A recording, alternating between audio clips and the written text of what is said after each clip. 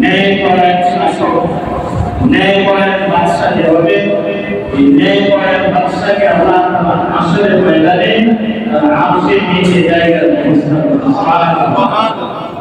দুই নম্বর হচ্ছে ওয়াশাকুন নাশআ ফি ইবাদাতিল্লাহ, ওই যুবক যে তার যৌবনকাল আল্লাহর ইবাদতে অতিবাহিত করেছে, আল্লাহর হুকুমে পরিচালিত করেছে, ওই যুবককে আল্লাহ তাআলা আরশের নিচে জায়গার ব্যবস্থা করেছেন। সুবহানাল্লাহ।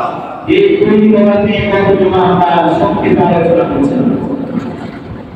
তিন নম্বর হচ্ছে ওয়ারাজুল কলবুহু মুআল্লাকুন ফিল মাসাজিদ। তিন নম্বর হচ্ছে ওই ব্যক্তি যার সর্বদাই মসজিদের সাথে যুক্ত থাকে, সর্বদাই মসজিদের সাথে লেগে থাকে, ওই ব্যক্তি কাল কিয়ামতের দিন হাসরের ময়দানে আরশের নিচে জায়গার ব্যবস্থা করবে। সুবহানাল্লাহ। এর ব্যাখ্যা কি? মুহাদ্দিসিনে কিরাম এই হাদিসের ব্যাখ্যায় বলেছেন সর্বদাই তার মসজিদে যুক্ত থাকে, এর অর্থ হচ্ছে বান্দা যখন ফজরের নামাজ মসজিদে জামাতের সাথে আদায় করে না, তখন তার চিন্তা থাকে কখন ফজরের জন্য মুয়াজ্জিন সাহেব আযান দিবে, আযানের ডাক শুনে মসজিদে যাবে, এই আযানের অপেক্ষা থাকে। যোহরের নামাজ আদায় করার পর সে অপেক্ষা থাকে কখন মুয়াজ্জিন আসরের নামাজের জন্য আযান দিবে, আসরের নামাজ পড়া জন্য। আসরের নামাজ জামাতের সাথে আদায় করার পর সে অপেক্ষা থাকে কখন মুয়াজ্জিন সাহেব মাগরিবের আযান দিবে, মাগরিবের নামাজের জন্য মসজিদে আসবে। মাগরিবের নামাজ জামাতের সাথে আদায় করার পর অপেক্ষা থাকে কখন মুয়াজ্জিন সাহেব ইশারে আযান দিবে, ইশারে নামাজ জামাতের সাথে আদায় করবে। এই অবস্থা যা হয় এমন ব্যক্তিকে কাল কিয়ামতের দিন আল্লাহ তাআলা আরশের নিচে জায়গার ব্যবস্থা করবেন। সুবহানাল্লাহ। এই বৈধ নামাজ শেষ করার পরে আরেক বৈধ নামাজের অপেক্ষা থাকে। এমন যে মুসলিম হবে, যে মুসলিম অন্তরে এমন অবস্থা হবে নামাজের অপেক্ষায় থাকবে, এমন ব্যক্তিকে আল্লাহ তাআলা আরশের নিচে জায়গার ব্যবস্থা। এখন চিন্তা করে আমাদের এমন অবস্থা আছে না? এই বৈধ নামাজ ছুটে গেলে আমাদের আফসোস থাকে না, আমাদের নামাজ হয় না।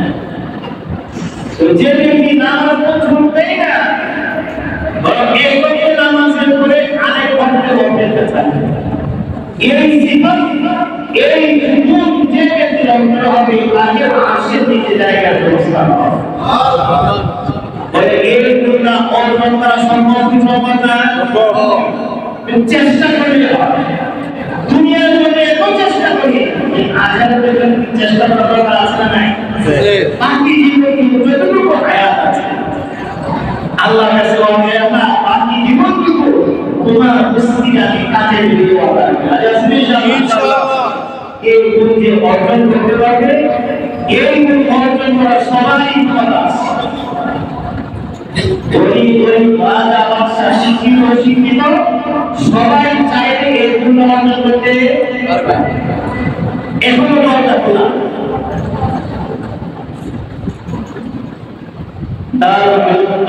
প্রতিষ্ঠাতা কাসেম নানবী রাহমাতুল্লাহ আলাইহি আছে, অনেক বড় বুজুর্গ ছিলেন। তিনি মসজিদে নামাজ আদায় করার পর মসজিদে কোনায় বসে জিকির করতেছেন। তখন তিনি দেখলেন এক গ্রাম্য ব্যক্তি, কৃষি কাজ করে এমন ব্যক্তি গামছা বানায় দিয়ে শরীর ময়লাযুক্ত কৃষি কাজ করে নামাজ পড়ার জন্য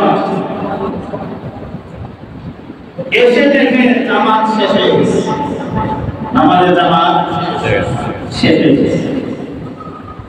এই নামাজের জামাত শেষ হয়ে যাওয়ার পরে শেষ হয়ে যাওয়ার পরে গ্রাম্য ব্যক্তি আক্ষেপ করলো, হ্যাঁ এটা অন্তরের এক আক্ষেপ যে আজকে আমি নামাজের সাথে নামাজ আদায় করতে পারলাম না, এর মনের ব্যথা সেটা আক্ষেপ করা যায়। কাসেম নানতুল্লাহ রহমাতুল্লাহ আলাইহি দেখলেন এই সাদা কিশোর পাখির আক্ষেপটা, আমি নামাজ পড়তে পারলাম না, এই আক্ষেপটা দেখা যাচ্ছে আকাশের দিকে উড়ে উড়ে আরশের মর্যাদা বর্ণনা করে। সুবহানাল্লাহ। আকাশের দিকে উড়ে গেছে। সকল মানুষ দেখতেছে এটা ব্যথাটা আল্লাহ দরবারে পৌঁছেছে।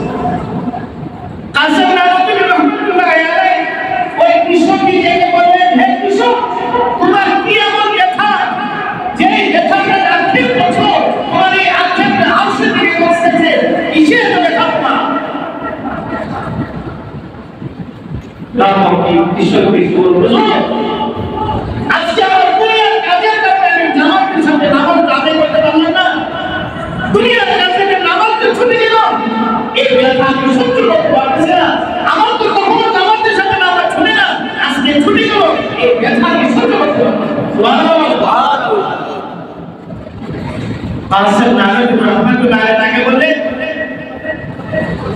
হে মুরব্বি, আপনার যে আক্ষেপ এই সব আমাকে দিয়ে দেন, আর আমার সারা জীবনের ইবাদতের সব আমি আপনাকে দিয়ে দিলাম। আপনাকে দেখা এটা কি সব আমাকে দেন, আর আমার সারা জিন্দেগি ইবাদতের সব আপনাকে দিয়ে দিলাম। কাসেম নানতুল্লাহ কেমন ছিলেন? যখন মদিনায় যেতেন, মদিনায় যাওয়া অবস্থায় এই মদিনায় কোনো কিতাব দান করতেন না। কেন? খালি পায়ে থাকতে, এই খালি পায়ে থাকতে থাকতে পাথরে আঘাতে বাঙর কারণে পা থেকে রক্ত পড়ছে। নাকি জিজ্ঞাসা করলো, আপনি জুতা কেন পরিধান করেন না? তিনি যখন এই মদিনায় তো আমার রাসূল শুয়ে আছে, রাসূল যে জায়গায় শুয়ে আছে, আমি এই জায়গায় জুতা পরিধান করে আমি কিভাবে চলাফেরা করি? আমার জুতা যদি রাসূলের পায়ের সাথে লেগে যায়, তাহলে এভাবে হবে না। এই যে জুতা পরিধান করে মদিনায় কোনদিন থাকার পরিস্থিতি, তার খাদেমকে বলতেছে, আমাকে মদিনা থেকে তুলে নিয়ে যাও। খাদেম বললেন, অল্প সময়ের মধ্যে আমি ছেড়ে যাবে? কাসেম নানতুল্লাহ রহমাতুল্লাহ বলেন, না, আমি মদিনা ছাড়ব না, আমি আজকে মদিনায় কোনদিন যাব? পেশাব পায়খানা করতেছি, আমি পেশাব পায়খানা করবো, আমাকে করে দিয়ে দাও।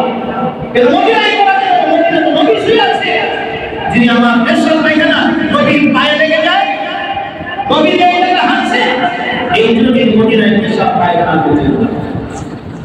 কেমন বড় আল্লাহ বলেছিলেন, চিন্তা করেন কত বড় আশিক ছিলেন। এই কাসেম নানতুল্লাহ রহমাতুল্লাহ আলাইহি এই গ্রাম্য ব্যক্তিকে বললেন, বাবা, তুমি তোমার আখিরের সব আমাকে দিয়ে দাও, আমার বিনিময়ে সারা জীবনের বিনিময়ে তোমাকে সব আমি দিয়ে দেব। বলুন যেমন যেমন কি ছিলেন না, বললেন না, আমি আমার আখিরের সব আমি আপনার সারা জীবনের বিনিময়ে ইবাদতের সব আমি আপনাকে দিতে পারি না। আমি আক্ষেপ করছি এর সব আমি পাবো, আর নামাজ আদায় করার জন্য এর বিনিময়ে সব আমি পেয়ে যাব। সুবহানাল্লাহ। মানুষের ইবাদত করতে পারলে দুঃখ প্রকাশ করবো, আমি ইবাদত করতে পারলে দুঃখের কারণে ব্যথার কারণে আল্লাহ বান্দার আমল নামে সওয়াব দেন। সুবহানাল্লাহ। কিন্তু আমাদের কি অবস্থা হয়েছে? নামাজের কোনো খবর নেই, এর জন্য নামাজ চলে গেলে কোনো কষ্টই লাগে না, যোহর চলে গেলে কোনো সমস্যা নাই, আসর চলে গেল, মাগরিব চলে গেল, এবার সপ্তাহে সপ্তাহ, মাসে কে মাস, বছর পর বছর নামাজ আদায় হচ্ছে, কিন্তু কখনো কি অনুভূতি আসে নাই আমার নামাজ নষ্ট হবে? তো বলে এই ব্যক্তি জান্নাতে কিভাবে আসা যাবে? আমাদের সমাজে অনেক মানুষ আসে নাই, গাড়ি পেয়ে গেছে, শরীর দুর্বল হয়ে গেছে, এখনো নামাজ পড়ে না, আসে নাই। আল্লাহ বলেন, তো যে ব্যক্তি মসজিদের সাথে লেগে থাকবে, এখন তো নামাজ চলে যাওয়ার আরেক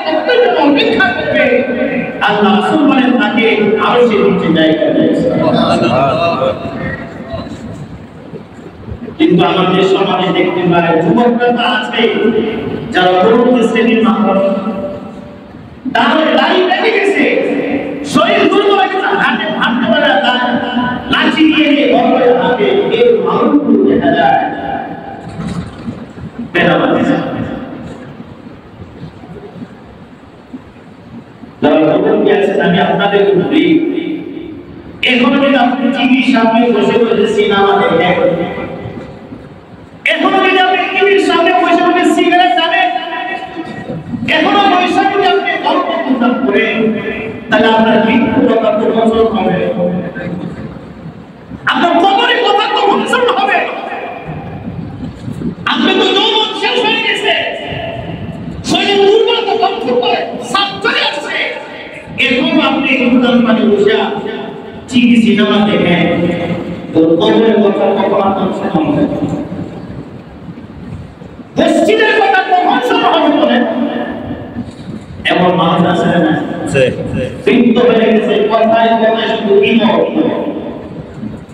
কথায় কথায় শুধু অন্তকে শুধু গালি দেয়, বৃদ্ধ হয়ে গেছে, এখনো করে সিনেমা চলে। বলেন সিনেমা দেখা, নাচ গান দেখা, এটা গুনাহ কি গুনাহ না? এই মাসের পর মাস, বছরের পর বছর ঘরে যে সিনেমা চলতেছে, ছেলেদের সবাই ঘরে দেখতেছে, এরপরও কি মনে হয় না এটা গুনাহ? এই গুনাহটা কখন মনে হয় বলেন? আপনি ছবি দেখে দেখে গুনাহ এখনো মনে হয় না, আর কখন মনে হয়? এরপরে যদি সময় না হয়, মৃত্যু করে সময় না হবে। এই জন্য আমি আপনাদেরকে বলবো, হাদিসে আছে, এখনই যে সময়টুকু আছে, এখনই বাকি সময় যদি তওবা করে বান্দা যতই গুনাহ করে, যদি বান্দা তওবা করে, বান্দা সকল গুনাহ আল্লাহ মাফ করে দেবেন।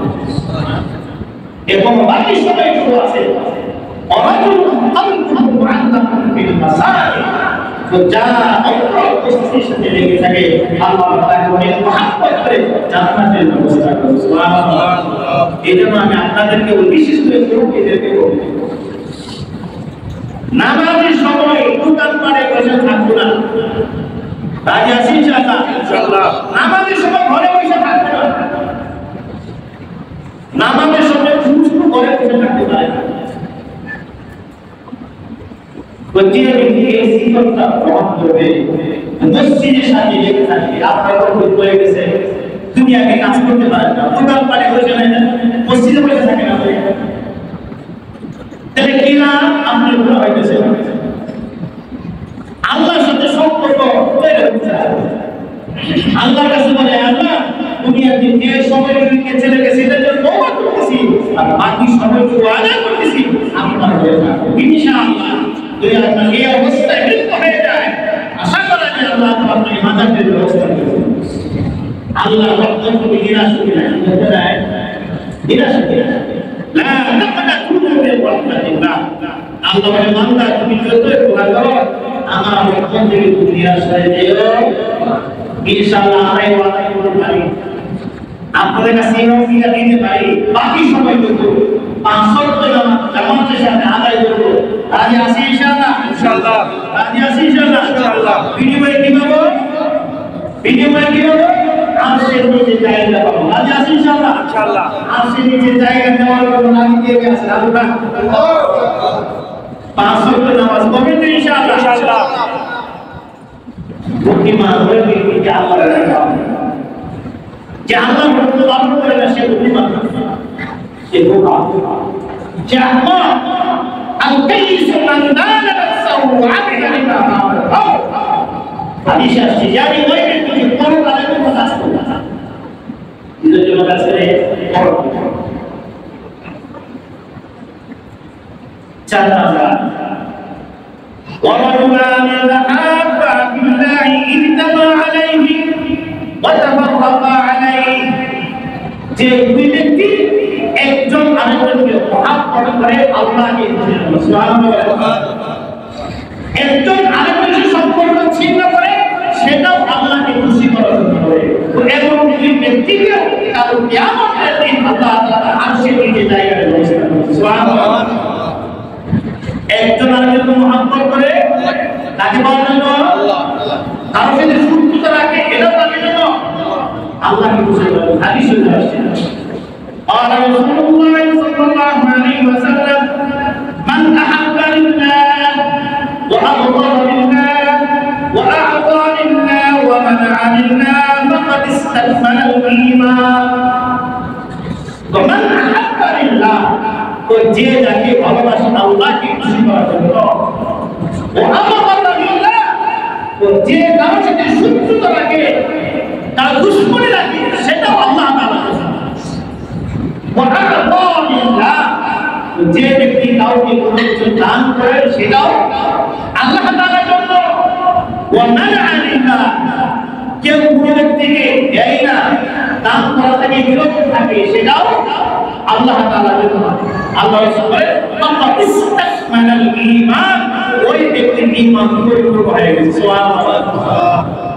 আমি কাউকে ভালোবাসবো সে ভালোবাসতে কার জন্য হবে? আল্লাহর জন্য। আপনারা মাঝে দুনিয়ার মানুষ ভগবানকে কাকে ভালোবাসে কিনা? বলা বলে মসজিদের ইমাম মুফতি সাহেবকে ভালোবাসে কি বাসে না? কিসের উদ্দেশ্য? আয়টা কি? তা ওয়ারাসাতুল আম্বিয়া নবীর ওয়ারিস। নবীর ওয়ারিসকে ভালোবাসার অর্থ হলো নবীকে ভালোবাসা। আর যে ব্যক্তি নবীকে ভালোবাসবে আল্লাহ পাক নবীর সাথে জান্নাতে থাকতে পারে। সুবহানাল্লাহ। এই দুনিয়ার সকল মানুষ ওলামায়ে ভালোবাসে কেন? আল্লাহকে খুশির জন্য, তাই খুশি করার জন্য আল্লাহকে। এটাও ঈমানের আমল। দুনিয়ার এমন কোন ব্যক্তি পাওয়া যাবে নাস্তিক ফুরতার ছাড়া ওলামায়ে কেরামকে ভালোবাসে না, কোরআনকে ভালোবাসে না, মসজিদকে ভালোবাসে না। আমি মসজিদকে ভালোবাসবো কাকে খুশি করার জন্য? আল্লাহকে। মাদ্রাসাকে ভালোবাসবো কাকে খুশি করার জন্য? আল্লাহকে। দিনদার নেককার পরহেজগার মুত্তাকি মানুষদেরকে ভালোবাসবো কাকে খুশি করার জন্য? আল্লাহকে। এই কি আল্লাহকে খুশি করতে আমি ভালোবাসবো? আমার এই আলেমের সাথে সম্পর্ক উদ্দেশ্য হচ্ছে নাসা হুজুর যখন জান্নাতে যাবে আমাকে দয়া করে জান্নাতে নিয়ে যায়। এই জান্নাত পাওয়ার আশায় আমি আলেমকে মহব্বত করতে এই মহব্বত আমাকে জান্নাতে নিয়ে যাচ্ছে। সুবহানাল্লাহ। ওমান আবদালিল্লাহ। আর কারো সাথে আমি দুশমনি রাখবো, আমি কাউকে ঘৃণা করবো, সেও ঘৃণাটাও করবে একমাত্র তাকে খুশি করার জন্য, আল্লাহকে খুশি করার জন্য। যে ব্যক্তি কোরআনের বিরোধিতা করে, যে ব্যক্তি রাসূলের আদর্শের বিরোধিতা করে, যে ব্যক্তি ইসলামী রাষ্ট্র কায়েম করতে বিরোধিতা করে, যে ব্যক্তি কোরআন হাদিসের হক কথা বলতে বিরোধিতা করে, তার সাথে আমার কোনো সুসম্পর্ক থাকতে পারে না, তার সাথে আমার কোনো বন্ধুত্ব থাকতে পারে না। তার সেই সকল সম্পর্ক আমি ছিন্ন করবো একমাত্র কাকে খুশি করার জন্য? কাকে খুশি করার জন্য? আল্লাহকে খুশি করার জন্য। সে যত বড় লোক হোক না কেন, হোক না সে আমার আত্মীয়, হোক না সে আমার আপনজন, হোক না সে ক্ষমতাশীল ব্যক্তি, তার সাথে আমার সম্পর্ক থাকতে না। কেন? হাদিস শরীফে আছে রাসূল কারীম সাল্লাল্লাহু আলাইহি ওয়াসাল্লাম যে ব্যক্তি গুনাহ করে, যে ব্যক্তি অন্যের উপর জুলুম নির্যাতন করে, এই জুলুম নির্যাতনকে সাপোর্ট করে, এর পক্ষে থাকে ওই ব্যক্তিকে জুলুম করার পরিমাণ সপরিমাণ তাকে গুনাহ পাওয়া হবে। একজন জুলুম করে যে গুনাহগার হয়েছে, আরেকজন গুনাহগারকে সাপোর্ট দিয়েছে, এই জুলুমকে সাপোর্ট দিয়েছে, সাপোর্ট দেওয়ার কারণে তাকে সেই গুনাহের কারণে গুনাহ হবে, তাকেও সেই গুনাহ হবে। এই জন্য দুনিয়ার কোনো মানুষ গুনাহগারকে পছন্দ করে না, তার সাথে সূত্র রাখতে হবে কেন? সে আল্লাহর দুশমন। যে ইসলামের দুশমন কোন নাস্তিক মুরতাদকে ভালোবাসা যাবে? কথা বলে আমাদের তাবলীগের আমির বিশ্ব আমির ছিলেন মাওলানা সাদ দাওয়াত বারাকাতুহু আলাইহি, সারা বিশ্বের আমির ছিলেন। সবাই তাকে অনেক মহব্বত করত, কিন্তু এই লোকটাই যখন কোরআন হাদিসের বিপক্ষে যেতে লাগলো, নবী রাসূলের বিপক্ষে যে কথা শুরু করলো, সমস্ত আলেম তার বিরোধিতা করছে। যেই লোকটাকে আমরা মহব্বত করলাম এখন ঘৃণা করে গেল, এই ঘৃণাও তার জন্য আল্লাহকে কোরআন হাদিসের অপেক্ষা। ইসলামের অপেক্ষাতে ইসলামের অপেক্ষাতে সে মানুষের বিরোধী হতে পারে না। যে ব্যক্তি মানুষকে মহব্বত করবে এটাও তার জন্য হবে, কাউকে ঘৃণা করবে সেটাও তার জন্য হবে। এই মহব্বত এই ঘৃণা মানুষকে জান্নাত পর্যন্ত পৌঁছাবে। সুবহানাল্লাহ। আমরা অনেকে দান করি কিনা, টাকা পয়সা করে মিসকিনকে দান করি, কাকে খুশি করার জন্য? আল্লাহকে খুশি করার জন্য। এই যে আমি আল্লাহকে খুশি করার জন্য দান করলাম, এই দানের উসিলায় আল্লাহ পাক নাজাতে বলেছেন। ওয়ামান আলিল্লাহ, যে আল্লাহর রাস্তায় দান করলো না, এমনি না করলো,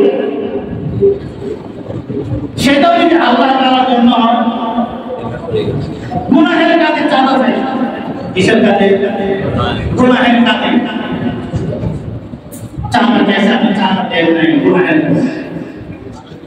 এই যে আপনি চাঁদা দিলেন না, একজনের টাকা চেয়েছে, আপনি জানেন এই টাকা দিয়ে সে নিশা খাবে, সে জল খাবে, মদ খাবে, অনেক সময় মিসকিনদের টাকা চায়, কিন্তু টাকা দিয়ে কি করে? সে খানা, সে জল খাবে, মদ খা, গাঁজা গাছে না নাই। এই এদেরকে টাকা দিলেন না, আল্লাহকে খুশি করার জন্য। কেন? এই টাকা বাইরে সে কথা, টাকা বাইরে সে নিষেধ করবে। এই যে টাকা আপনি দিলেন না, না দেওয়ার কারণে আল্লাহ আপনাকে সওয়াব দেবেন। সুবহানাল্লাহ। হাদিস শরীফে আসছে, যে কাউকে মহব্বত করবে আল্লাহর জন্য হয়, যে কাউকে ঘৃণা করবে এটা যদি আল্লাহ তাআলার জন্য হয়, এমন ব্যক্তিকে আল্লাহ তাআলা কিয়ামতের দিন আরশের নিচে জায়গা দেবেন। সুবহানাল্লাহ। ورجل تعجب ذات منصب وجمال فقال إني أخاف الله। পাঁচ নম্বর ওই ব্যক্তি যে নিজেকে সুন্দরী রূপসী মহিলা তাকে খারাপ কাজে করতে আহ্বান করছে, খানের সাথে নফসের জন্য আহ্বান করছে, কিন্তু যুবক মহিলাদেরকে ফকাল ইন্নী আখাফুল্লাহ, আমি এই কাজ করতে পারবো না, আমি আল্লাহকে ভয় করি। এই আল্লাহর ভয়ে যে গুনাহের কাজ থেকে বিরত থাকবে, ওই ব্যক্তিকে কিয়ামতের দিন আল্লাহ তাআলা আরশের নিচে জায়গার ব্যবস্থা করে দেবেন। সুবহানাল্লাহ। নবী রাসূল আলাইহিস সালাতু ওয়াস সালাম কাহিনী সবাই জানে। আল্লাহ তাআলা এই কাহিনী কোরআনে সুন্দরভাবে উপস্থাপন করেছেন, যেটাকে আল্লাহ আহসানুল তাসাব্বুর করেন, উত্তম বর্ণনা বলে আল্লাহ তাআলা ঘোষণা করেছেন। নবী রাসূল আলাইহিস সালাতু কাহিনী অনেক বিস্তারিত, আমি সংক্ষেপে বলছি। নবী রাসূল আলাইহিস সালামকে জুলাইখা লালন পালন করেছে, আপনারা জানেন। এই জুলাইখা লালন পালন করার পরে নবী রাসূল আলাইহিস সবচেয়ে বিশ্ব সুন্দর ছিলেন। পৃথিবীর যত নবী রাসূল আছে, সমস্ত নবী রাসূলদের মাঝে আমাদের নবী ছাড়া সমস্ত নবীর উপর সবচেয়ে সুন্দর কে ছিলেন? নবী রাসূল আলাইহিস সালাম। তার সৌন্দর্য দেখে জুলাইখা মুগ্ধ হয়ে গেছে। এই জন্য জুলাইখা তার খাহের সবচেয়ে লালন জন্য একদিন সে কাজ করছে। ইউসুফকে সে একটা আন্দোলন মহলে নিয়ে গেছে, প্রাসাদে নিয়ে গেছে, যে প্রাসাদে 7টি দরজা ছিল, শান্তি দরজা, প্রত্যেকটা দরজার তালা লাগিয়ে সে ভিতরে পড়ে গেছে। وغلقت الابواب وقالت هيت لك قال معاذ الله। জুলাইখা 7টা দরজা তালা লাগিয়ে ইউসুফ আলাইহিস সালাম তাকে বলেন, قال هيت لك, হে ইউসুফ তুমি আমার কাছে আসো, তুমি আমার সাথে অবতরণ করো। এই দেশে আহ্বান করছো, هيت لك, আমার কাছে আসো। তারপর শুনে দিক খুলে দিয়েছে। নবী মুফাসসিরিনে কেরাম অনেক কিছু লিখছেন। ইউসুফ আলাইহিস সালাম যুবক ছিলেন, তখন বিয়ে শাদী করেন নাই। আর জুলাইখা নামে সবচেয়ে বিশ্ব সুন্দরী ছিলেন। খালি ঘরে জুলাইখা আবদ্ধ করে ইউসুফ আলাইহিস সালাম রাখছেন। কেউ এক দুনিয়ার কোনো মানুষ দেখবে না, খারাপ কাজ করা শুরু করছে। নবী ইউসুফকে ডাকার পর ইউসুফ আলাইহিস সালাম জবাব দিলেন, ক্বালা মাআযাল্লাহ, তুমি যে কাজের জন্য আমাকে ডাকছো আমি এই কাজ করতে পারবো না, আমি এই কাজ করা থেকে আমি আল্লাহর কাছে আশ্রয় যাচ্ছি, আমি আল্লাহর কাছে আশ্রয় যাচ্ছি। কিন্তু জুলাইখা এই কথা মানতে রাজি না, এই জন্য সে ইউসুফ আলাইহিস সালামের কাছে দাওয়াত করছে। সামনে কর, সে পিছন দিকে দৌড় দিয়েছে। আল্লাহ আমার কুদরতে সাতটা দরজা তালা করে দিয়েছে। সুবহানাল্লাহ। তো যে ব্যক্তি বাঁচতে চায় আল্লাহ পাক তাকে হেফাজত করে।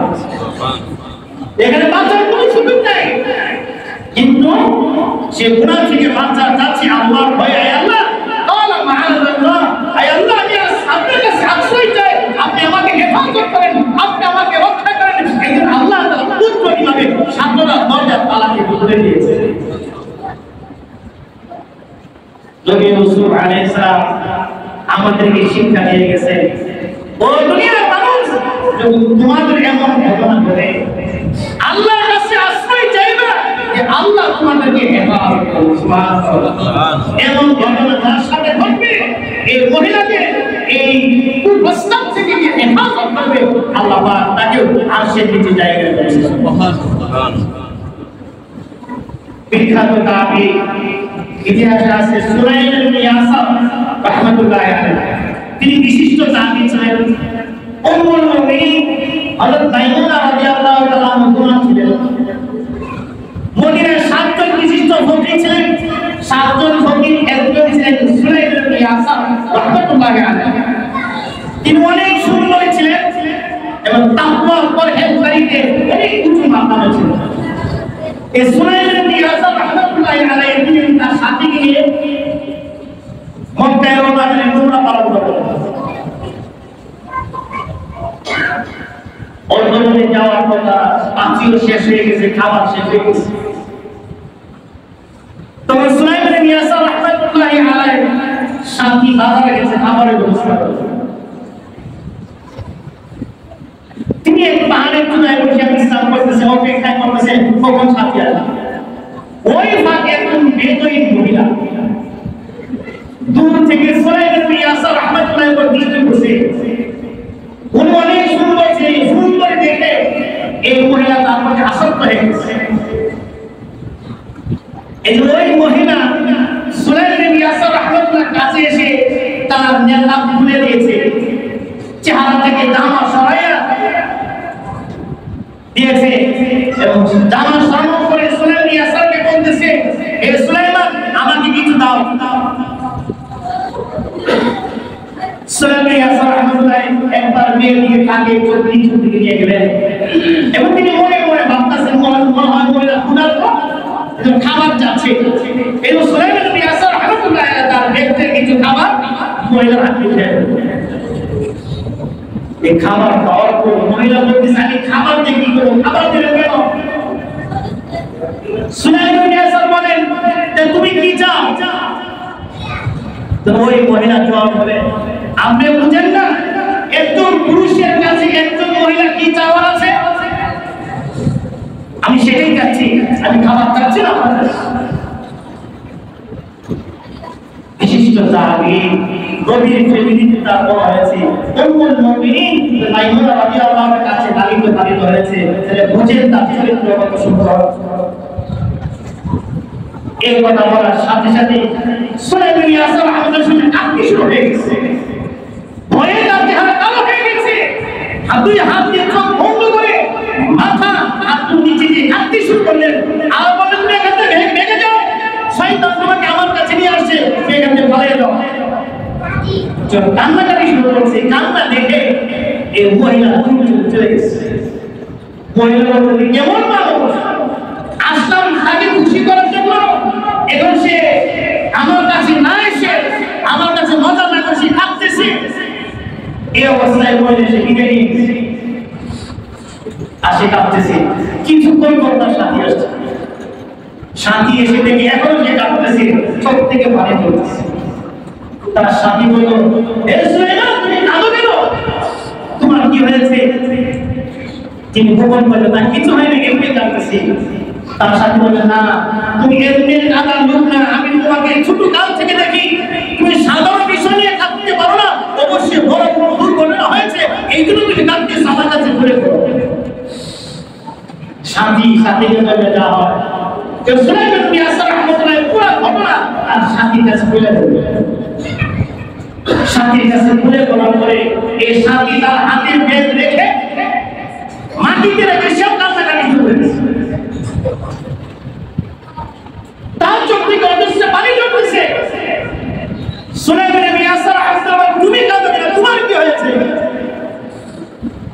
তার সাথে বলে, হে সুলাইমান, তোমার যে আমার বেশি কাজের কথা, কারণ তুমি যে স্থানে ছিলে এই স্থানে আমি হইতাম, আর এই মেয়ে আমাকে প্রস্তাব দিত, তার প্রস্তাব আমি এড়াইতে পারতাম না, আমি গুনাহে লিপ্ত হয়ে যেতাম, এই জন্য তো আমার বেশি কাজের কথা। সুবহানাল্লাহ। তুমি তো বাঁচতে পারবে, কিন্তু আমাকে যদি প্রস্তাব দিত, আমি তো এই প্রস্তাবটা এড়াইতে পারতাম না, আমি গুনাহে লিপ্ত হয়ে যেতাম, আমার ঈমান দুর্বল, এই জন্য আমি কাঁদছি।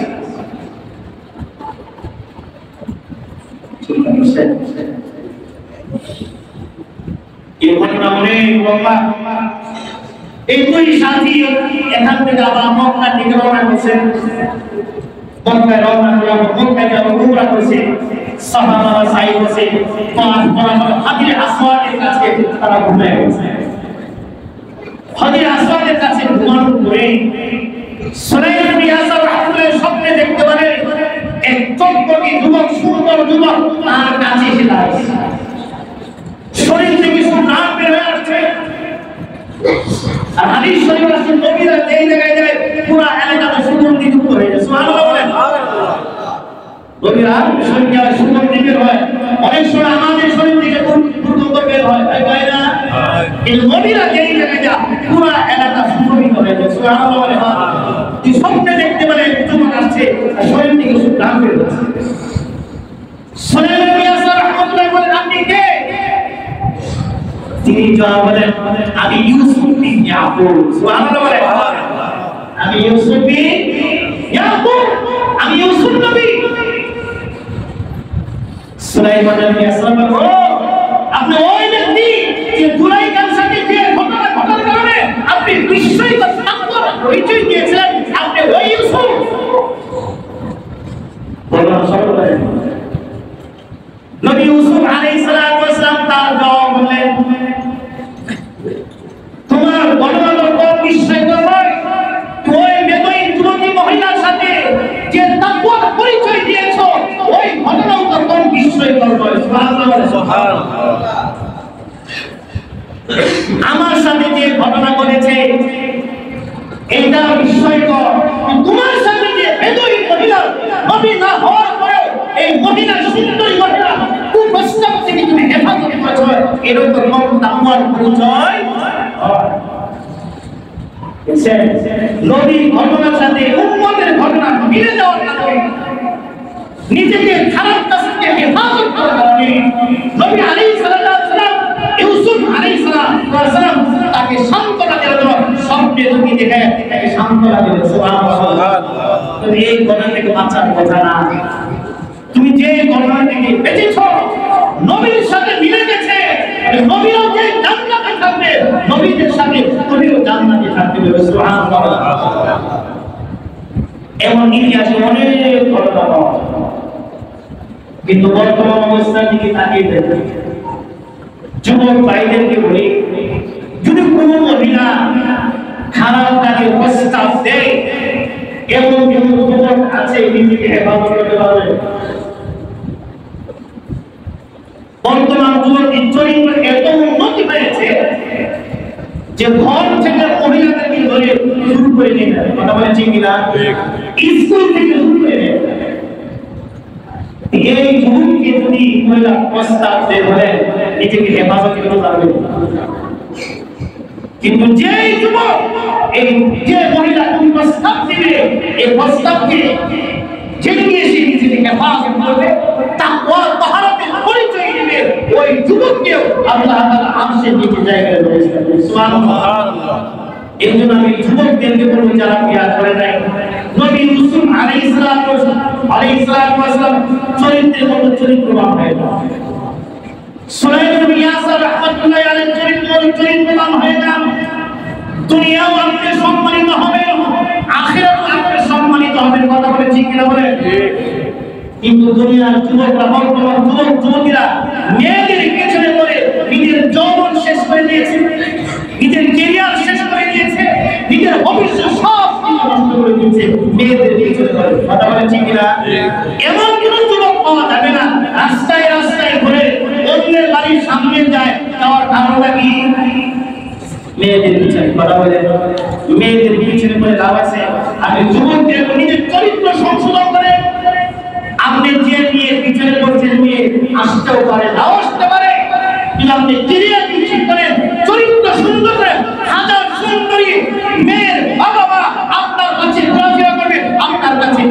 ভালো করে ঠিক কিনা পৃথিবীর আপনি প্রচলিত হয়ে যায় কেউ আল্লাহ তাআলা বলছেন যে খাবিস চরিত্রের অধিকারী হবে আল খাবিসাতু লিল খাবিসিন ওয়াল খাবিসুনা লিল খাবিসাত ওয়াত তাইয়িবাতু লিল তাইয়িবিন ওয়াত তাইয়িবুনা লিল তাইয়িবাত আল্লাহ সুন্দর করে যে খাবিস চরিত্র হবে যে যুবক যুবতী তার চরিত্র নষ্ট করে ফেলবে আল খাবিসা খাবিস মহিলা যে তার সতীত্ব নষ্ট করে ফেলেছে এই মহিলা স্বামী একদম খাবিসি হবে আল খাবিসাতু লিল খাবিসিন যে মহিলা তার বিয়ার আগে তার জীবনকে নষ্ট করে দিয়েছে তাকে বুঝতে হবে বিয়ার পরে যে স্বামীর সাথে ঘর সংসার করবে ওই স্বামীরও চরিত্র নষ্টের জন্য নষ্ট